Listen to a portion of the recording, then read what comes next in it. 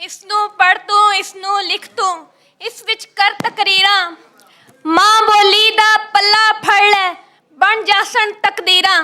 इस प्रोग्राम विच आए सारे प्राहुणिਆਂ ਨੂੰ मेरा अदब भरिया सलाम ते जी आया ਨੂੰ। प्रधान जी, मैं जद होश संभालिया ते अपना पैर जिहड़ी धरती ते धरिया ओह पंजां पाणियां दी धरती सी।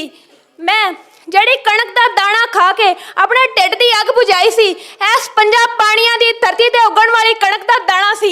मैं ਜਿਹੜਾ पानी का कतरा पहली बार अपने संगोट पाया सी वह इस पंजां पाणियां दी धरती का पानी सी। ते पहली बार मैं ਜਿਹੜੇ बाणे ने अपना पिंडा खजिया सी इस पंजां पाणियां दी धरती ते कपाह दा बणिया सी। फिर इस धरती नाल की वापरी, दर खुला हशर अजाब दा, बुरा हाल होया पंजाब दा, बुरा हाल होया पंजाब दा। प्रधान जी, 2025 ਦਾ हड़ जिन्हें 42 ਲੱਖ तो ਵੱਧ लोगों को मुतासर किया, 28 ਲੱਖ तो ਵੱਧ लोगों को घरों पे घर कर दिता ते 13 ਲੱਖ किलियां तो ਵੱਧ भोए अपने नाल रोड़ के लै गया। इस हड़ ने रोड़े कणक दे सिट्टे, मक्की दियां छलियां, कपाह दी रूह, कमान दे गन्ने ते टुक्कन नूं तरसदे गरीबां दे घर, अमीरां दे मल। प्रधान जी, इह सोने दी चिड़ी कवाण वाला पंजाब हावां ते होकियां दी गूंज बन के रह गया। वे दर्दमंदां दे दर्दिया उठ तक अपना पंजाब, अज बेले लाशां विछियां ते लहू दी बरी चनाब।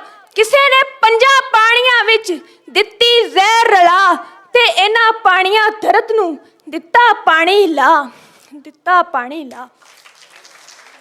प्रधान जी, ਇਹ ਪੰਜਾਂ ਪਾਣੀਆਂ ਦੀ ਧਰਤੀ सिर्फ ਹੜ੍ਹਾਂ ਦਾ नहीं ਸੋਕਿਆਂ ਦਾ शिकार ਹੋਈ।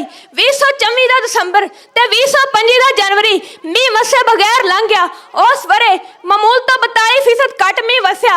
ਲੋਕਾਂ ਨੇ ਬੱਦਲਾਂ ਨੂੰ ਵੇਖ ਵੇਖ ਆਪਣੀਆਂ ਅੱਖਾਂ ਥਕਾ ਲਈਆਂ, ਲੋਕਾਂ ਨੇ ਬੱਦਲਾਂ ਨੂੰ ਵੇਖ ਵੇਖ ਆਪਣੀਆਂ ਅੱਖਾਂ ਥਕਾ ਲਈਆਂ ਤੇ ਇਸ ਪੰਜਾਂ ਪਾਣੀਆਂ ਦੀ ਧਰਤੀ ਨੇ ਪਾਣੀ ਨੂੰ ਉਡੀਕ ਉਡੀਕ ਫਸਲਾਂ ਸਾੜ ਦਿੱਤੀਆਂ, फसलां साड़ दित्तियां।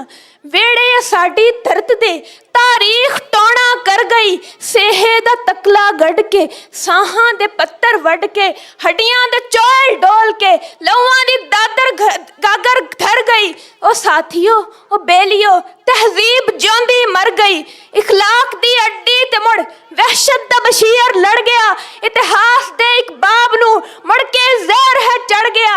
सदियों वे कोई मांदरी समयां नूं दंदल पै गई, सदियों वे कोई जोगिया धरती नूं गश है पै गई, धरती नूं गश है पै गई।